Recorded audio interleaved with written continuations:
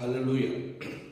పరిశుద్ధాత్మ దేవునికి మహిమ కలుగును గాక. దేవుని మహాకృపను బట్టి సామెతల గ్రంథం 8వ అధ్యాయము 17వ వచనములో ఈ రకంగా జ్ఞానిన సొలొమోను వివరించాడు. నన్ను ప్రేమించే వారిని నేను ప్రేమించుచున్నాను, నన్ను జాగ్రత్తగా వెతుకువారు నన్ను కనుగొందురు. ఎవరైతే దేవుణ్ణి ప్రేమిస్తున్నారో, ఎవరైతే దేవుడి బిడ్డగా ఉంటున్నారో దేవుడు వారికి తోడుగా ఉంటాడు. ఎందుకంటే నువ్వు ఆయన ప్రేమిస్తే ఆయన నిన్ను ప్రేమిస్తారు, నువ్వు ఆయన్ని అవమానపరిస్తే ఆయన నిన్ను ద్వేషిస్తారు. కనుక నన్ను జాగ్రత్తగా వెతకండి.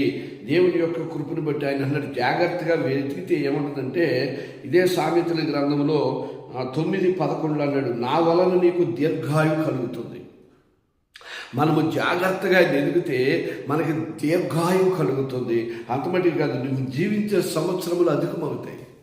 కనుక నువ్వు ఆయన్ని జాగ్రత్తగా, ప్రభువా నన్ను నా కుటుంబాన్ని కాపాడండి ప్రభువా, మా ప్రతి అవసరత మీరు తీర్చండి నా ప్రభువా, నీలో మేము ఫలించాలి, నీలో మేము ఎదగాలి, నీలో నిలబడాలి, మా కష్టాలు మా నష్టాలు మా ఇబ్బందులు మా ఇరుకులు సమస్తమును కూడా దేవా తీసివే ప్రభు అని చెప్పి మనము ప్రార్థన చేస్తే ఖచ్చితంగా దేవుడు మనకి సహాయం చేస్తాడు. ప్రియా దేవుని బిడ్డలారా, కనుక దేవుడు నిన్ను విడిచిపెట్టేవాడు కాదు, విడవని వాడు, వెడబాయిన వాడు, గొప్ప దేవుడు, శక్తిమంతుడు, ఆత్మదేవుడు, ఆశ్చర్య కార్యాలు చేసే దేవుడు ఆయనే. నజరేయుడైన యేసు పాదాలు పట్టుకుని ప్రార్థన చేయి, నీ సమస్యలన్నీ దేవుడు తీర్చివేసి నీ కుటుంబాన్ని కాచి కాపాడి నీ బిడ్డలకి సమృద్ధి అభివృద్ధి దేవుడు ఇచ్చును గాక. మీ కష్టాలన్నీ కూడా దేవుడు తీసివేసి ప్రతి విషయంలో దేవుడు నీ కుటుంబాన్ని దీవించి కాపాడును గాక. ఆమేన్, ఆమేన్, ఆమేన్.